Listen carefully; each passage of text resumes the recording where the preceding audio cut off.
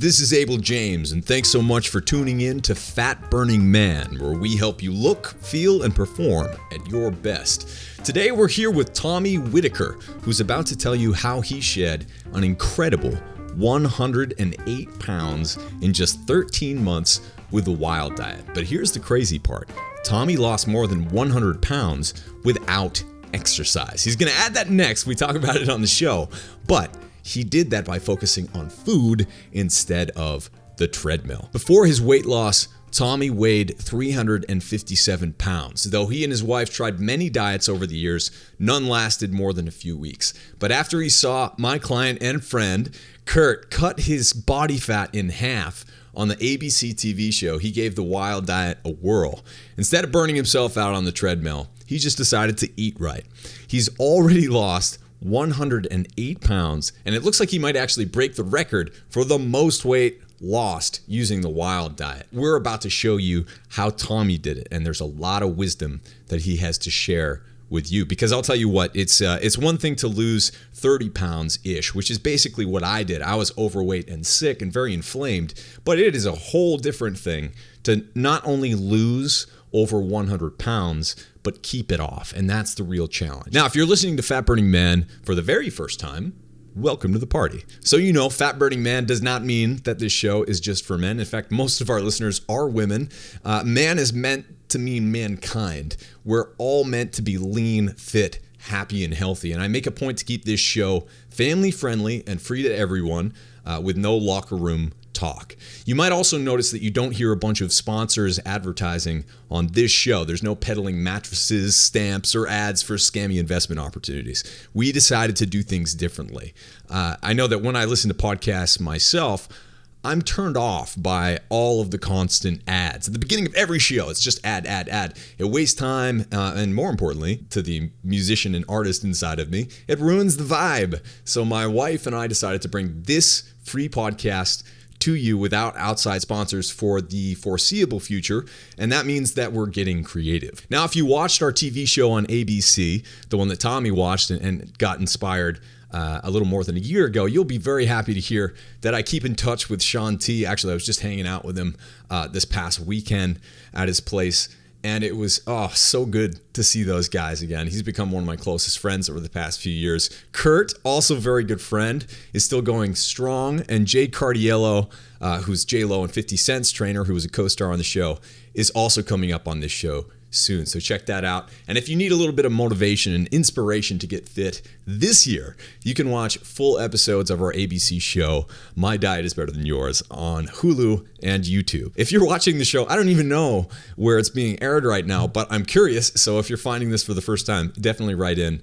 at fatburningman.com. You can also find some of the best clips of the show, including me sprinting while dressed in a full-body bacon costume on national television, at fatburningman.com. Just type in fatburningman.com from any device. Have a good laugh, and don't forget to sign up for my newsletter for lots of free goodies. Here's the quick recap in case you did miss that TV show. In week 1, my contestant, Kurt, transformed into a fat-burning beast by dropping 16 pounds in 7 days with my plan, the Wild Diet. Enjoying grass-fed burgers, fatty coffee, fresh veggies, and even a bit of chocolate, we finished week 1 in first place, winning number 1 in both the weigh-in and the fitness competition. And after just 6 weeks of being on the Wild Diet, Kurt shed a whopping 50 pounds, no longer needed any of his prescription meds, and dropped nearly double the body fat of the other 4 contestants. Kurt's wife, Alicia, even lost over 30 pounds in 6 weeks going wild, and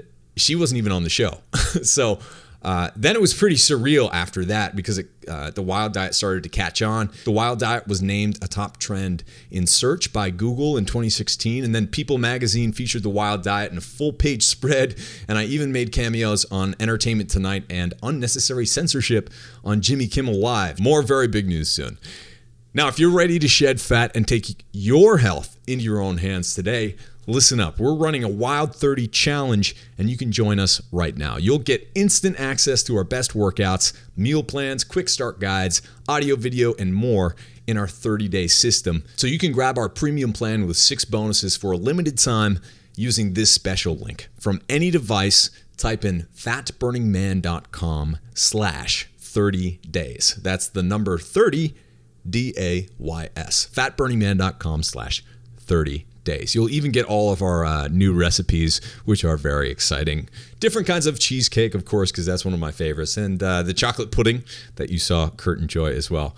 Now on to the show, though, with Tommie Whitaker. This one is a doozy. He's going to share how he dropped over 100 pounds in a little over a year by not focusing on fitness and just doubling down on food. And props to you, Tommie, for making it work, because obviously it works better when you combine the two. Try to hit your nutrition first. That'll give you a nice boost in energy and in confidence to go and nail the exercise and fitness portion later. But I'd like to violate the stereotype, which is totally unfair and untrue, that you need to be a cardio bunny or a gym rat in order to be fit and look good and feel good and age gracefully and that sort of thing. Eat clean. And then once you do that, it's like your health starts to happen automatically. You're not hungry all the time. You get out of that cardio hamster wheel that so many of us were stuck in and might be stuck in right now. I know I was there running 30 to 50 miles a week, not just because I liked running, which I did, but sometimes I didn't. And I worried if I stopped doing that I would get fat again. And as you can see from some of the experiments that have been on this podcast, sometimes the results are fascinating. So there is a lot to learn from Tommie. Here's a little bit more about him. He worked as a Toyota service technician for 10 years. Now he teaches automotive technology. And he's also a fierce competitor in barbecue cook-offs and loves cooking wild feasts. He lives here in Texas too, so that explains the barbecue cook-off thing. And he also gets what it's like to try to eat clean, to eat wild in the South. It's definitely an adventure in and of itself. But can you really lose 100 pounds without exercise? Stay tuned to hear from the man himself. When did you start the process? Was it like right after seeing the show?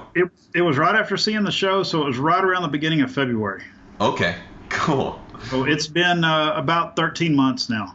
Yeah, that is awesome. I'm right at about 108 pounds down. Wow.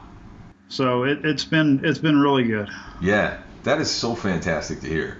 Yeah, it's really changed from being a diet to basically more of a lifestyle change. I mean, it doesn't feel like a diet anymore. You're just used to it, and and you kind of know what you can and can't eat, and really my only weakness is sugar. I mean, that's the bad thing. If there's a birthday cake or muffins or something else, it's just like, man, that's my weakness is sugar. Yeah, I hear that. And you can really tell it now. Used to you didn't really notice, but now, man, and when you have it, I mean, you can feel the real drug effects of it. I mean, it's serious. Yeah. Oh my God, totally. We've worked so hard on trying to fight that nasty bugger for a long time. It's pernicious and it'll get you. And we've all been there, It's kind of stacked against us in that way. I think you're in a really unique situation that a lot of people would like to be now, but imagine yourself a year ago. That's where they are right now, and they kind of need something to help make it feel like it's worth it, Yeah. Anything that I could do to help motivate somebody, or that's what I liked so much about the show, was when the show was on TV, just watching it and seeing Kurt go through his struggles, and then watching you on there and watching the food that Kurt was eating. I'm like, well, I like that stuff. I mean, yeah, why not? Yeah, compared to some of the other diets that we've tried in the past where you just felt like you're starving. I mean, that's what I really liked about this diet is you're not starving anymore. That's the worst part of it. It's the hunger pains. And, it's great being able to fast. And I mean, there's times that I'll fast for 16, 18, 20 hours and you don't even feel hungry. It's like, just give me some more ice water. I'm okay. Right. Exactly. That's what's been really helpful to me. It gets easier, right? It's like at first it sounds like a weird idea. It's like I couldn't go more than 2 hours without food. That's how I started too. And then you do it a little bit and you kind of get the hang of it and you're like, wait a second, I like how I feel right now. I'm not hungry. It's like all of a sudden you don't feel those cravings to eat all the time. I know. Whereas used to, when I would go to the doctor and I'd have to get blood work done, and they'd say, well, you can't have anything to eat after midnight and you've got to come in here at 8 o'clock and have blood drawn. it just felt like torture. You know, you're staying up to midnight to go ahead and get something last minute to eat. Then you wake up and you go to the doctor and give blood, and it's like, please hurry, take the blood. I've got to go eat some breakfast. And, you know, now it's like I'll eat at, 7 or 8 o'clock, go to bed, get up. I went to the doctor about a week ago, and, they're like, okay, good. We got your blood drawn. You can go get something to eat now. I'm like, well, I'm probably not going to eat anything till maybe lunch, noon or something. I mean, I'm not hungry. I got some water. I'm good. Yeah, totally. Me and my wife are really happy about this because our youngest son still lives with us, and he's 13 now. And he started this with us because we all basically do it. We kind of let him cheat a lot more than we do. But, I mean, he has changed completely. I mean, he is so, like, thin and toned and, and he just loves the food. And both of us just wish that we would have been shown this when we were kids, because I don't know how it was when you were growing up, but we were always just told, clean your plate. You just keep eating, hey, there's more food in there, go back and eat more. And you were just encouraged to eat and eat and eat. And that definitely wasn't good. Right. And I've been there too. It's like the cards are stacked against us. And it's an unfortunate part of the process, but and you know what? You have to kind of swallow up or spit out some bits of your worldview in order to get over that hump. But once you do, you kind of have your shields up to the manipulations of the system, or the way that it's been co-opted to kind of like make you salivate every 5 seconds, right? And crave something else. You need to get off that hamster wheel. I was just reading some of that in the book, and it makes more sense, because we're just overloaded with consume. But one of the things that's so great is you see some of these kids get involved at a young age when they don't know that nutrition is not cool yet. Right? So I met a few kids who were they found the Wild Diet book, and they're in like 5th or 6th grade, and they're trying to make weight for wrestling or karate, or later on crew teams and stuff like that. And if you get a hang of nutrition when you're young, there's some hope there. You know what I mean? You can dodge a lot of different problems that prop up over life. Yeah, I just wish I would have been shown something earlier, because I was never a vegetable eating person. It was always, meat and potatoes, and I just never liked vegetables. And my wife has seen me change so much about the type of food. I mean, I'm eating Brussels sprouts now, and before I would have never touched them, along with cabbage. I mean, my grandmother used to cook cabbage, and we just hated it when she cooked cabbage because the whole house smelled, and me and my older brother would leave to go eat somewhere else when she would cook cabbage, and he's the kind of person that you talk about in the book. He can eat whatever he wants to, and he doesn't gain weight. So we always ate the same amount, and I was always the big guy. I was the big little brother, and he was always the older brother who, never gained the weight. Right. Isn't that interesting? But we all have our own unique genetics, even brothers, sisters. It's fascinating to see how even twins, in some cases, if they're eating, genetically identical, they can be eating a slightly different thing, and they start looking different and even acting different in some cases. And science is showing the reasons for that, which is basically that at almost an instantaneous level, what you're eating, how you're moving or not moving, how much sleep you got, all these different things are turning on your genetic expression, little slices of it, one bit at a time. And so I can remember feeling so differently. I felt like I was locked into being a bad genetic specimen almost, right? At a younger age. That's what I always felt like. I was the big guy. You're just a big guy, and it doesn't matter what you're going to do. You're always going to be the big guy. And I saw people in my family that were that way too. He was always the big uncle or whatever, and he's just always going to be big. So that's what I always thought, and this is the only time it's changed. Yeah. So then you get a hang of it. You see that you actually have good genes too. And what are the biggest things that surprised you along the way? Getting off the sugar. I mean, probably the hardest thing was to get off of Dr. Pepper and to get off of sweet tea. And I was trying to just do unsweet tea, and then I was just working as hard as I could towards water. But then once I was off, I started in February. My birthday's in June. And I told my wife, I said, look, my birthday, we're going to go. There's an Italian restaurant. I said, I'm going to order pizza because I want pizza, and I'm going to have a Dr. Pepper. And it's my birthday. I'm just going to do it. You know? So we sat down, and I ordered a Dr. Pepper, and they brought me a Dr. Pepper, and I drank it. And like the first sip, it was just horrible. Yeah. You know, and I just couldn't believe how bad it tasted. Right. Or bread, you know, just the bread, you know, like you talk so much about the way that we make bread and pasta and stuff now, and being away from it and then trying it like on a cheat meal, it was like, man, I guess this is why he says to have a cheat meal, is because you'll have it and you don't want it anymore. You know, it makes you feel bad. You don't want to eat that anymore. This is what freedom tastes like. Yeah. You've been craving pizza. Now you had pizza, and now you just don't feel like ever eating it again, you know.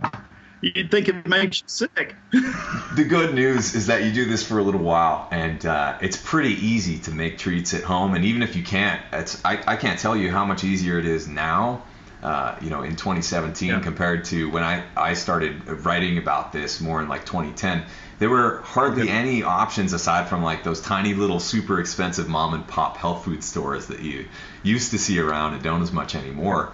But these days, you know, you can get organic food. You can get, like you said, the fresh salad just down the street in a lot of places all across the country and certainly all across the world. Not everywhere, but it's so much easier to make the right decision when you have it around you, and that's getting better for sure. Yeah, but we just try to do the best that we can. And, you know, and I've been trying to show some of my kids at school because, you know, I teach high school and I have kids and they're always snacking in class, and I'll go grab, you know, a candy bar or whatever from them. And I'm like, well, what are you eating? Oh, it's a chocolate bar. And I'll flip it over and start reading ingredients. I'm like, what's this? Well, I don't know. What's this? You know, I'm like, man, this sounds like a science lab experiment, you know? Yeah. What do you teach?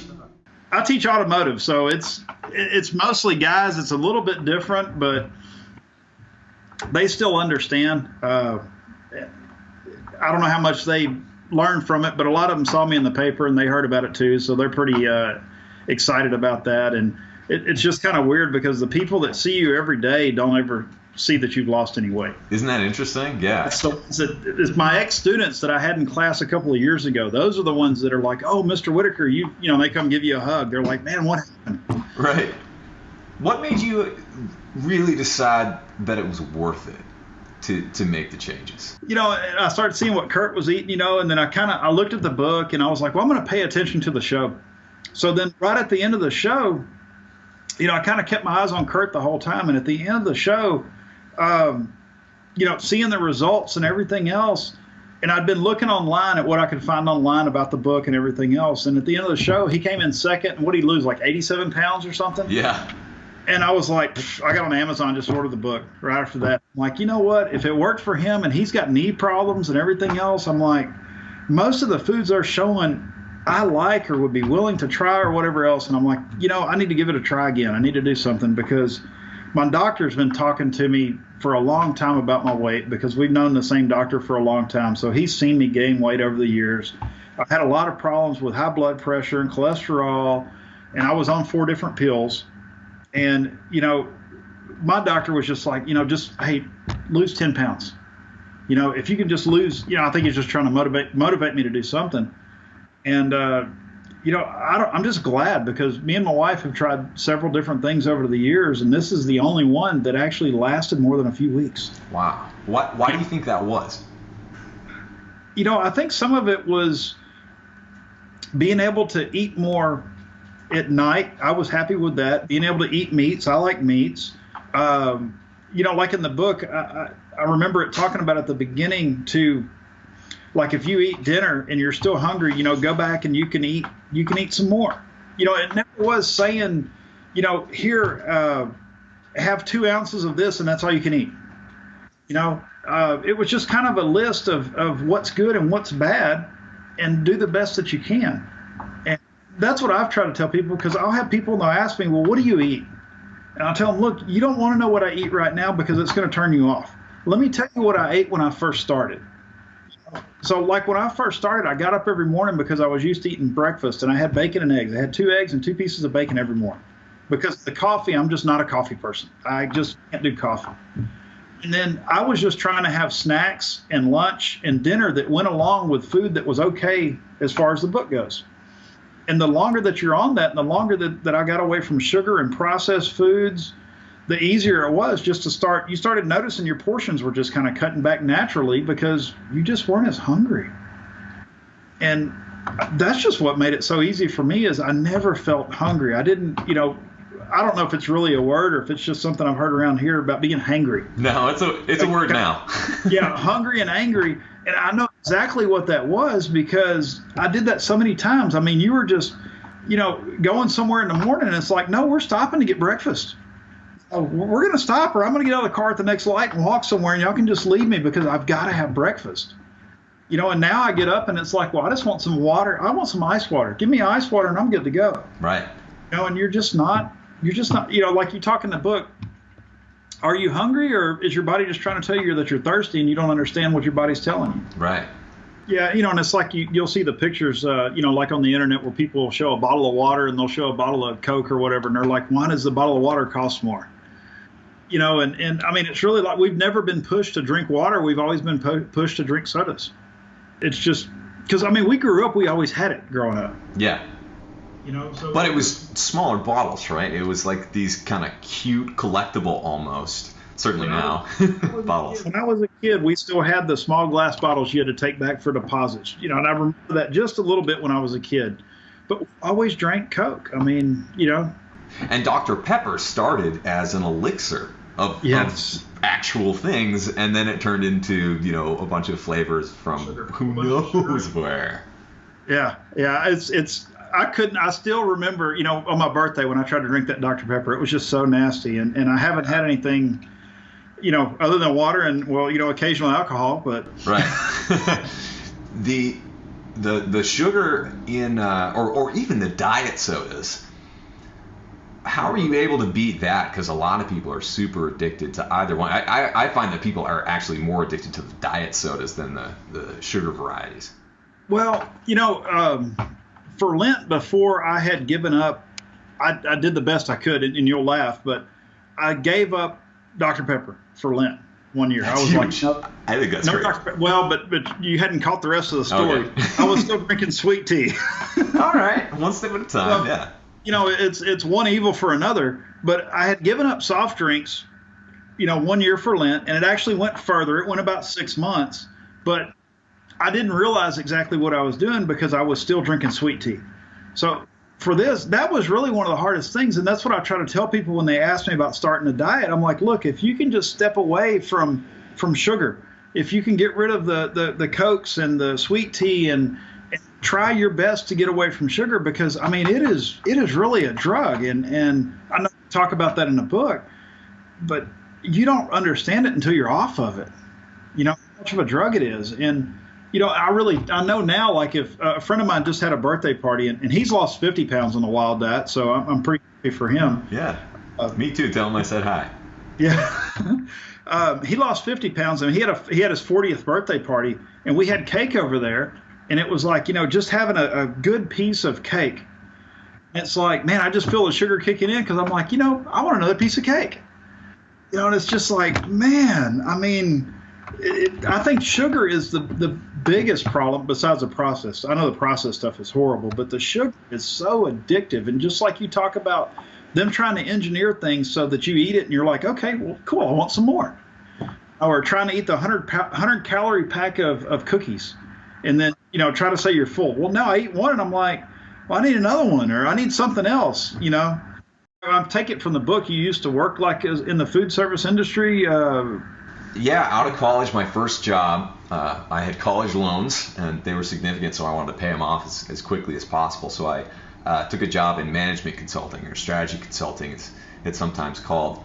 And I worked with some of those big companies and looked at how they kind of like got into new markets. So what you were talking about before is exactly how it's kind of engineered. And behind the scenes, I realized that people are, engineering addiction, and they're hiring people like me, who I, studied psychological and brain sciences, but people who have more advanced degrees than me, who truly specialize in how to, addict a brain to a food or an app, for that matter, to a technology, right? And that's another thing that we're seeing. It's pretty easy to overeat when you're overstimulated, and we're all super stressed and overstimulated, mostly thanks to these devices. So that's another thing. It's like I remember reading a research study that showed the amount of I think it was popcorn that you eat in front of a kind of like scary thriller or exciting type movie versus just on its own. You eat like several multiples.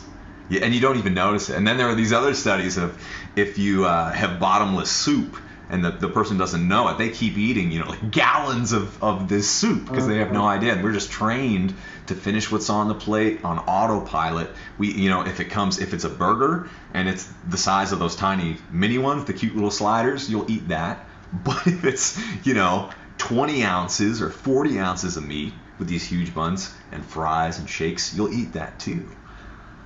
Yeah. The problem is, and I think you probably understand this at this point, when you combine something like a hamburger from a fast food chain, and they know this, when you combine those flavors with something like a soda or ice cream shakes, sugary ice cream shakes, the difference in those flavors is like you get sick of the burger because it's just like a blast of this hyper stimulating food. So you have to take a sip of the super sweet thing, and then you drink that until you're kind of sick of that. Then you go back to the greasy, salty, and you go back and forth, and that effectively shuts off your hunger. Because otherwise, as soon as you get sick of something, you're kind of over it. You're done eating, really. You'll eat a little bit of something else, but you're pretty much done once you reach that saturation point.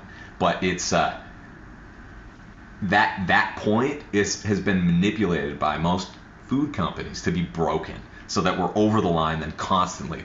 What am I going to eat next? What am I going to eat next? Until you're hangry in the morning, and that's your life, Yes. I mean, and that's, I used to feel miserable and I didn't know it because you would just eat so much. And it's like there's such a delay from your stomach to your brain, and you would eat so much and then, you'd sit down and you're just like, oh, and that's what I like. That's what I really like about the diet is now it's not like that. I mean, I never, even if we eat, and I'm like, oh yeah, I guess I'm full. I guess I should stop eating.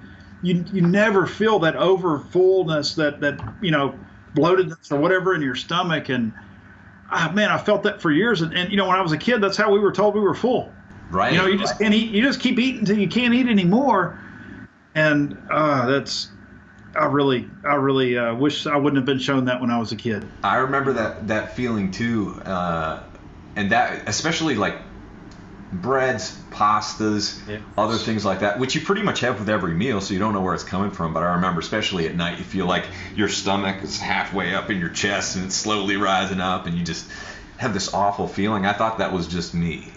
Yeah, I thought it was normal. I mean, we were told, well, good, you're full. You're a growing boy. You need to get big and strong and whatever, Yeah, I totally agree. Ever since I started eating and living this way, I don't get that feeling in your stomach where the whole thing's seizing up, and then it's an awful feeling, and I'm happy it's gone. And frankly, I don't know what was causing that, but I just tried to knock out everything that could have been, and it worked for better or worse. And you know what? Like, we go to other countries and we'll eat the wheat there sometimes. We'll taste a little bit of the bread and what have you. Depending on where we go, sometimes it's not an issue at all. In other places, it's a huge deal, as bad as the U.S. or worse.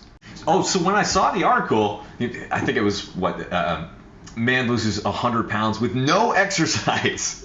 Let's talk about the no exercise part. I started, and like in the book, I believe, like you said that, would say losing weight's like 80% diet and 20% exercise. And I'm like, well, you know what? I can give something 80%. So I'm going to start trying to eat better, and let's see what happens. And, the weight was coming off. And really about the only exercise I ever did was during the summer when we were both off of work. We rode our bikes a few times. But I didn't really call it exercise. To me, it was more like, I'm not going to the gym. I had posted on a local board that's here in our area, and the writer from the Chronicle had picked it up. And then that's what she ran with, was the no exercise part of it, which I was fine with. It doesn't matter to me. I don't care which angle you want to throw on it, but I didn't really exercise other than riding my bike a few times. I really haven't done any exercise now. I mean, I know I need to, I've still got weight that I want to lose, and I have a lot, in my midsection where men carry it the most that I really, you know, right now that doesn't matter to me because I'm just happy with the, like when I look at the pictures, when I see the difference from where I was a year ago and then seeing the pictures now, it's just crazy. And then, the clothes, being able to go and buy clothes, and I can actually go to a store and buy clothes. You're not trying to find one of these places that carries, 3 and 4 and 5XL shirts. And, that's what I always got. That's what made me upset inside the most was not being able to go to a regular store and buy clothes. You're trying to find a place that has big enough clothes for you. And, from your point of view, looking through your eyes, you don't see it. You never really see what you look like.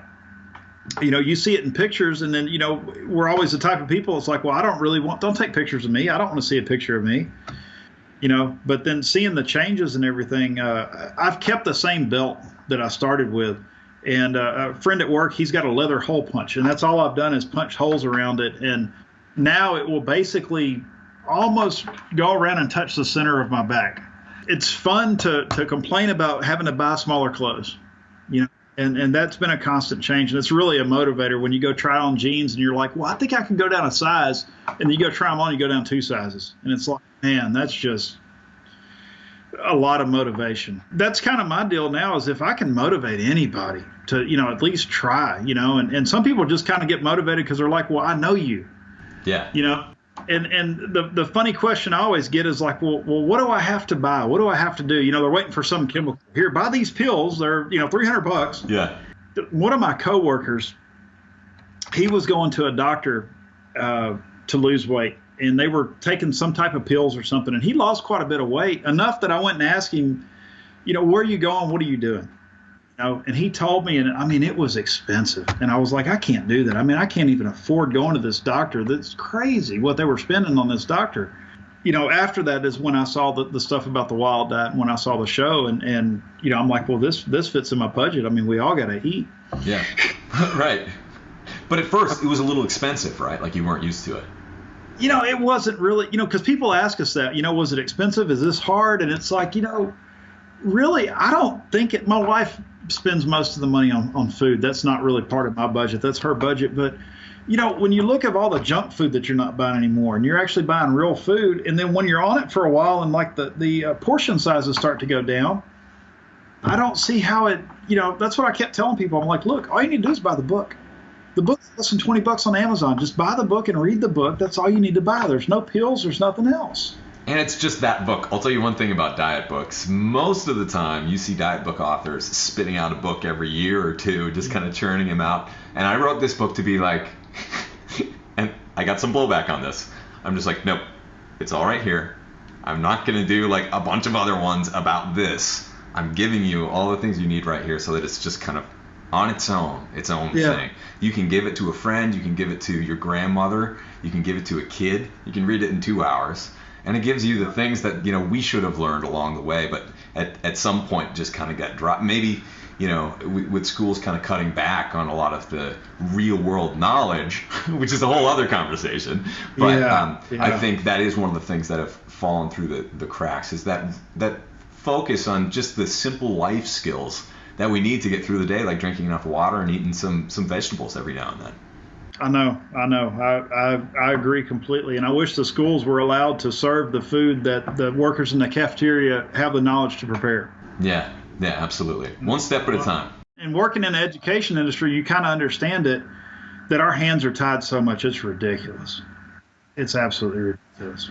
What were some of the things you wish you knew at the beginning when you, or just a little more than a year ago, I guess? I guess like if I went out to eat somewhere, trying to understand how I could make something that they have fit the diet the best that I could. I understand maybe some of the ingredients they were using weren't 100% correct, but I'm trying to have something that's not fried food and hopefully not something that's processed. And I'm trying to eat out and do the best that I can. That was a little overwhelming. Like now we don't even really want to go out and eat that much. I mean, it's your taste really changed with this diet, and your taste buds and what you think is good and what you think is not good changes a lot. And, it kind of started off at the beginning just sticking to the outside of the grocery store where more of the fresh foods are that'll go bad, meats and vegetables and things like that. And we really had a hard time at the beginning trying to plan exactly what we could eat, doing the best that we could to stay on the diet correctly.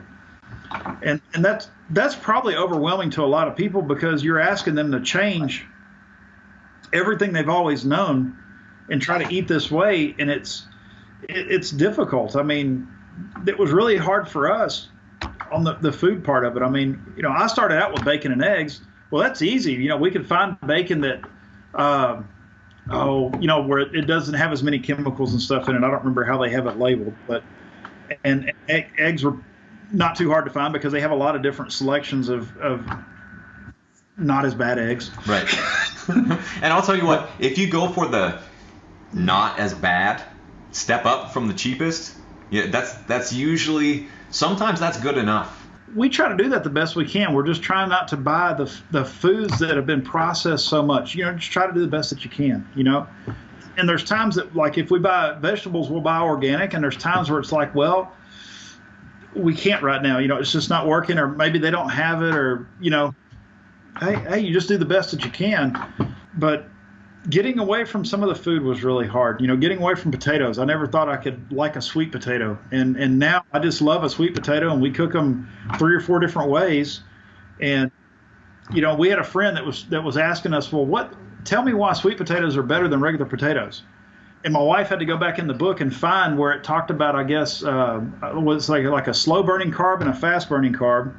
And she quoted that out of the book and told her on the internet, so she could understand the difference. And hey, whatever it is, I don't know, but I'm losing weight. So yeah, and just so everyone knows, it's usually more complicated than something like that. But sometimes, like, thinking in that shorthand can really help you just get through and go for that sweet potato instead. It's like, it's debatable when you ask if any one food is good or bad, and that's where it gets tricky, and a lot of people get tripped up. And I totally hear it. At the beginning of the process, it's hard to be like, number one, change your entire worldview that you've held for however many decades, and everything that you know about what you've been taught about nutrition, health, like whatever. Just let all that go. And then number two, learn how to cook everything now and start today. And it's a lot. It's a lot to do all at once. That's why I think it's so great to speak with you, because you made it through to the other end. And it's tricky. Not many people get there. That's probably what's helped us the most, because we don't have to eat out. We don't have to eat fast food. We don't have to. We're fine with going to the grocery store and buying food and cooking it at home. And that's probably helped us a lot compared maybe to some other people that, like Taco Bell. I don't want to go to Taco Bell. I don't want to go to Whataburger. I don't want to go anywhere. There's nothing there. I don't want to have to get that desperate to even have to go in there. Yeah.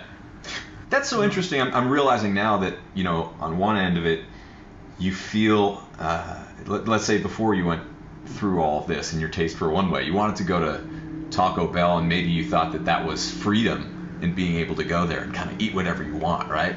But then on the other end of it, that feels like you'd be trapped, right, in something like that. That's the way that I feel like now. It's like you want to go be on the cravings hamster wheel and the diarrhea wheel for the next 3 days, go to Taco Bell. Yeah. I mean, even being older and eating Taco Bell, it's like, man, how did I eat this when I was a teenager? Yeah. I mean, teenager, it was great because it was cheap. You're looking for cheap food, and then now it's like you go there and it's like, oh God, this is like torture now. But after being on the diet, it's like, if I've got to eat out, there's a few places I know where I can get stuff that's pretty close to being correct on the diet. And other than that, it's kind of hard sometimes to eat out now because you're so used to having good food that you made at home. And then now my senses are so used to it. Your taste buds have come accustomed to fresh food that you have at home, that you cook at home. Yeah. You'll go eat at a restaurant and you're like, well, that wasn't really worth it. I mean, we should have just bought some steaks and cooked steaks at home, and it would have tasted better. It's so interesting. My wife Allison and I just went on a little mini vacation for like 6 days. We went on a road trip, drove from Texas up to Colorado and then back through New Mexico, and it was great fun. But we realized when we came back, we were just kind of like looking over the bills and stuff like that, and I'm just like, in 6 days we actually ate out 3 times, and all three were at the same kind of like health food place that we loved in Denver. And the rest of it, we stopped at a few health food stores, just grocery stores, basically. And we packed up a couple of meals that we had for the first day. And that was about it. Other than that, it was so easy. And to us, that felt like freedom. When you go on a road trip and you have basically all the food you need, you don't need to, okay, where are we eating for lunch? Where are we eating for dinner? We're hungry, we need a snack. Where are we going for breakfast? It takes up your whole trip. But when you get a handle of the food thing, it starts to get really fun. You feel free again. I didn't mention this before, but my doctor was at the point that he was wanting me to have some type of weight loss surgery.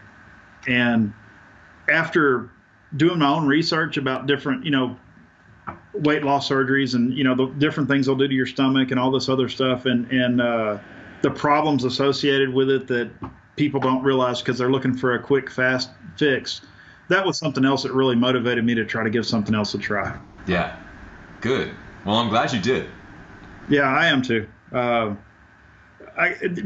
only other thing I can think of that I just wanted to tell you was, when I talked about my doctor and he kept telling me, hey, you need to lose 10 pounds or you need to lose 20 pounds or whatever. I told him one time, I said, Doc, that would be like me telling you that you need to breathe less. I want you to breathe 20% less than what you breathe right now. When you're so addicted to all this food, that's what it felt like to me. It just felt like, really a total addiction, because being hungry and everything all the time. It really helps motivate me. Like if I put something on Facebook and you have all these other people that are liking it and commenting and sharing and things like that, that's really a big motivator. Yeah, that's great. People can be so supportive with this sort of thing.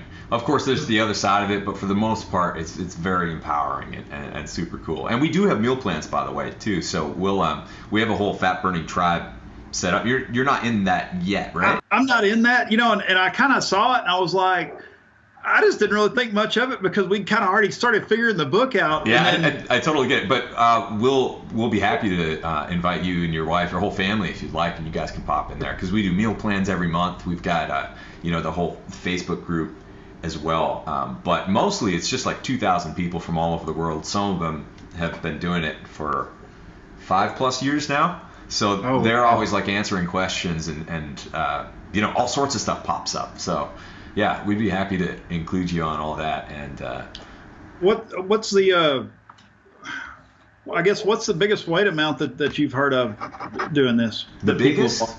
Yeah. There have been a few over 100. I think 120, maybe 130. You trying to beat it? Oh, if it's that low, I might go for it. I think you could beat it. Yeah. How much more do you think you have to go? When I started, I weighed 357 pounds, which I can't believe I weighed that much. But right now, like this, I'm right at the verge of hitting 110, but I've still got a lot of fat around my midsection. So, I think I could probably do, depending on, I would love to weigh 199. That would be amazing to get below 200. I don't know if I can get there or not, but I'm still trying to go. I'm not trying to give up. You said that you haven't really worked out. Yeah. No, I need to. I'm one of these people. I've had a gym membership for probably 10 years. Yeah. And I get it. Doctor says you need to go to the gym. I drive right by there every day. It is hard to get started. It's harder to get started in the gym because it feels like such a judgy place at first, right? Like you feel like people will be, oh, you're not doing it right, or just like that guy's out of shape or something. For the most part, it's not like that. But the quick wins at the beginning is like the good news is that you haven't really worked out yet at all. So if once you do, you'll get some quick gains, which are just like cheap and easy at the beginning, low hanging fruit, right? And you could get that by certainly just walking is great in and of itself as much as you can is always wonderful. But full body compound movements, even if you just do one, like squats, if you can get full mobility up and down with no weight, that is going to be like 50% of the way there, just that one movement. And of course adding other things like push-ups, pull-ups eventually or something like that, presses, deadlifts, whatever. You can add more things on there, but simple as a squat. I'm at the point I'm trying to get motivated to go back to the gym. Yeah. One thing that might help you, this helped me, was on Mondays I have monster lifts. It's like one of those things. Aside from today, I'm pushing it tomorrow because I have a flight or whatever, and I was interviewing all day. But that's my thing. I do monster lifts on Mondays, or if I have to push it out one day, on Tuesdays. And what is that? It basically just means big heavy lifts. That's the day I'm gonna do squats. That's the day I'm gonna do deadlifts. I'm gonna build strength that day. And usually I'll work out for about 20-30 minutes of those heavy lifts, but that's just what I do that day. So there's nothing to argue with. It's not like, maybe I should go to the gym. What day is it? It's like, I'll go tomorrow. It's like, no, on Mondays I do monster lifts, and if at the end of the day you haven't done that, then you haven't done your thing that day. And so putting it in my schedule and just having that be its own themed little thing really helped. Could be Sunday fun day, could be a happy hour Friday workout thing, whatever. Yeah, figure something like that out. Just a certain day, certain time set aside.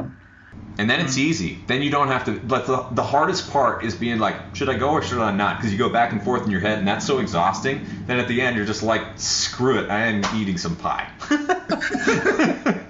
Right? So you have to play tricks on your monkey brain sometimes and help yourself make the right decision. But if you could do that, one thing that might help you too is easiest way to get started, I would say, bar none, is kettlebells. Just get probably having one at home would be good, just so you can kind of look at it, get it in your head, be like, okay, this is there, maybe I should learn how to use this. But take a class or two, if you can, with like a personal trainer at that gym who can just show you some of the correct form and get you set up with the right weight. Or just watch some YouTube videos and you can get a long way too. Yeah, we got great resources now. Yeah, for sure. But it's really as simple as that. And if you do that minimum amount, that's the thing that gets you to the next level, where you're going to get back to your ideal weight. And then the best predictor of how long you're going to live is your muscle mass, and maintaining that into a later age or an older age. So the longer you can maintain your strength, the longer you're going to live, and the more health you're going to have. Your hormones are going to be in a good space. So that's what I need to get into, and that's kind of the next step. That's what I really need to get into, is starting to get into the gym. Good. Yep. Awesome. Here is another tip from Jerry Seinfeld, and this is how he says he got good at comedy. He said, basically, this was his advice to young comics. Get one of those calendars with the white boxes, right, for each day, and write every day. And on the days that you write, make an X. And on those days, that's a streak that you have going. All those X's in a row are a streak, and never break the streak. Right, every day, never break the streak. Well, and I think that's such great advice, because once you miss a workout, once you miss a day of eating well, it's so easier to be like, screw it, whatever, I'm just not going to bother because I already screwed it up. I already had that little piece of cupcake, so I'm just going to eat all 6, right? Well, like the people that have a cheat meal, but it turns into a cheat day, and then every day's a cheat day. Yeah. Yeah, you just gave up. I'm on a diet, but every day's a cheat day, and it's like, you got to stick with it. Yeah, exactly. So when you start, it doesn't have to be Monday, but we'll get you on a Monster Lift Monday streak. So you have that going for you. Well, that's probably my next step. That's what I need to do. So we're gonna have to read that book. And the good news is that you'll find that it's a lot more fun now than it would have been, a year ago. You'll have more energy. Your muscles will respond faster. You'll recover faster. You'll probably sleep better. That's the hard thing about being overweight. If you try to go to the gym, it just turns into, I'm just going to try to walk on the treadmill, or I'm going to try to ride a bike, and it's. I think that's what a lot of people have difficulty with, is they're trying to go into the gym and they're so overweight, and, just like I was. And and you're just exhausted trying to do anything, and then you don't see results. The commercial they have where the guy runs around and he hops back on the scale and he weighs the same or whatever, it just, a lot of work needs to go into it. Yeah, exactly. That's why I love your order of doing things, is just nail the diet, put all of your energy into that at first. You don't have to work out at all if you don't want to. And then once you get a significant amount of weight off, or you're back to closer to your ideal weight, then it's fun. You want to move more, and it becomes a part of who you are, and you have the energy for it. You feel younger again. Well, maybe that'll motivate some people. I don't know. Maybe that'll motivate some people understanding, hey, look, you don't have to go to the gym. Just start eating right. Yeah. And see some weight come off just by eating right. I know you say that in the book, but maybe people just don't. No one believes it because it's all in our head. All of the marketing is saying you need the fanciest running shoes and you need these sweet shorts and cool shades and you need to work out all the time like an NBA pro. You've got to eat all this food that says low fat, healthy. And you've got to drink Gatorade, and it comes with it comes with baggage for sure. Then you've got, all of a sudden you're drinking Dr. Pepper again. You're going to Subway and you're getting all the hoagies or whatever. But anyway, not anymore. No looking back. We're not going to break that streak. No, I don't have any plans on it. This has just become one of the forums that I was posting on. Some people were asking me a lot of questions about it, and that's what one of the guys was saying. He said, well, it sounds more like it's a lifestyle change. And I was like, yeah, you're exactly right. I mean, it's not a diet anymore because you just kind of know, well, no, I can't eat that. It's not that I'm craving bread and it's like, no, I can't eat bread. It's like, no, I just don't eat bread because I know what it does to me now. I don't want to eat bread. I don't want to eat pasta. I don't want that Coke. I'm not trying to say I can't have it anymore. I'm just trying to say that I don't want to eat it because I know what it does to my body. And it's more of a lifestyle change and it becomes normal. Yeah. And that's the great part is when you don't even feel like you're on a diet. Yeah, exactly. It's you feel like you've found a sweet spot. That's how I feel. It's like you find that little sweet spot, and then if you need to, you can turn the dials one way or another. Sometimes I like to enjoy myself a little bit more. My abs may be a little bit blurrier then, which is no big deal. And then if you want to, you can get a little bit more discipline. Or you could train for something in particular, and then you keep on going. It's part of the fun is how much it changes over the years. And just like the holidays, going through Christmas and Thanksgiving, it was like, I'm not going to sit here and look at this food and not eat it. I had a lot of food. I ate just as much as everybody else did. And I saw the scale go up, and it's like, I'm not worried about it because I know how to make the scale go back down. And that nailed it. I think that's the biggest thing that allows you to see your whole life in a different way. It's like everything's a bit brighter. If you gain a few pounds, it's not like you're sentenced to gaining weight for the rest of your life. It's more like, oh, I see what happened here. I could see why that happened. Let's be a little better. And that's what I like about it is if it's Christmas time and I have some apple pie and ice cream or whatever else, because a lot of us have multiple Christmas gatherings we go to and we eat a lot of food. Well, then after that, it's like, okay, well, I'm going to get back on track and do what I need to do. And then, bam, the weight goes back off and you're right back where you were right before Christmas, Yeah. Well, 108 pounds down, no exercise. I can't wait to see how far you get. Yeah. I hope to hit 110 by the end of this week is my goal. So cool. Yeah, well, I think I'll have to double check, but I think if you lose more than 120 or 130, that's the most I've heard of anyone losing with the wild diet. So my son weighs about 118 pounds, and I'm trying to get to that point because I want to take a picture with him to show how much weight. Yeah, I've lost a person, so that's what I keep asking him. I'm like, what do you weigh? Don't gain any weight. Let me catch up to you. We're going to take some pictures, and that's what I want to do is take a picture with him. That's really my goal now is to, if I can get there, I want to get there to lose as much as he weighs. That is so great. Yes, you're already at my wife's weight. You've lost my weight, Allison. So good on you. I mean, I'm just so thrilled that you're enjoying it and you totally get it. And really, thank you once again for being generous with your time. This is great fun. And I'm always so curious to hear where people go with that little book that I wrote. Yeah, it's great. I'm glad that you did it. I'm really glad they had the TV show because I don't know if I would have heard about it without the TV show. And I wish they would do it again. I thought that was great. And I thought it was great timing for them to show it right after the beginning of the year when people are trying to lose weight. It was good. Yeah. Well, we're not going anywhere. There are many exciting projects coming up. So good. We'll be seeing you soon. All right. So I'm sure that I'll be in touch with you or Allison will as well. But let me know how it's going and can't wait to hear you totally rock it. Maybe even get that record for the most weight loss. You'll have to figure out what the record is and I'll see if I can get there. I'll look into it. All right. Thanks again, Tommie. Really appreciate it. Before you go, don't forget to grab your listener discount on our 30-day Fat Loss Plan. In this plan, we share 30 days of mouth-watering wild diet meal plans that are designed to help you drop fat with real food. The meal plans are paleo-friendly, easy to make, and literally the meals that my wife Allison and I eat just about every day and night to stay lean, fit, and happy. In the program, you'll get the most effective method of meal and nutrient timing to best stimulate fat loss and muscle recovery, the truth about how much protein you really need for your body type, 30 days of specific, healthy, fat-burning meal plans as a done-for-you nutrition strategy, and tons more. If you check it out today, you'll even get a listener discount. All you have to do is type in fatburningman.com/30 days. That's the number 30, DAYS. Once again, that's fatburningman.com/30 days. I'll see you there. Thank you so much for joining us on this episode of Fat Burning Man. If you liked it, don't forget to hit the subscribe button on iTunes, Stitcher, YouTube, the podcast app, or wherever else you might be listening to or watching this show. Got a second?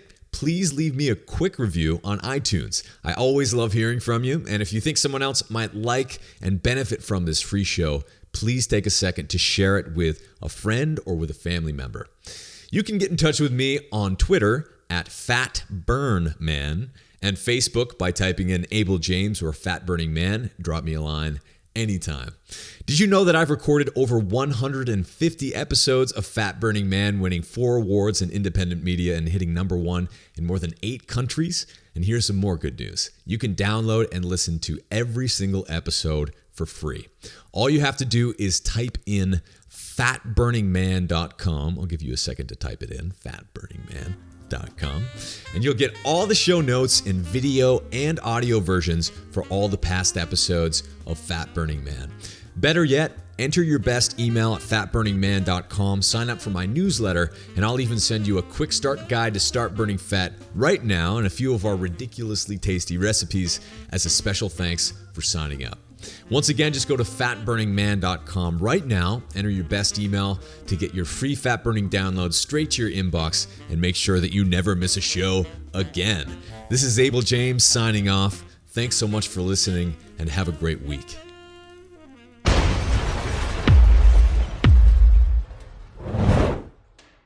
We reduce their fatigue, we improve their gait, improve their function. And we confirmed before we started that, yes, they had progressive MS. We've done that in study after study after study. And in the clinics.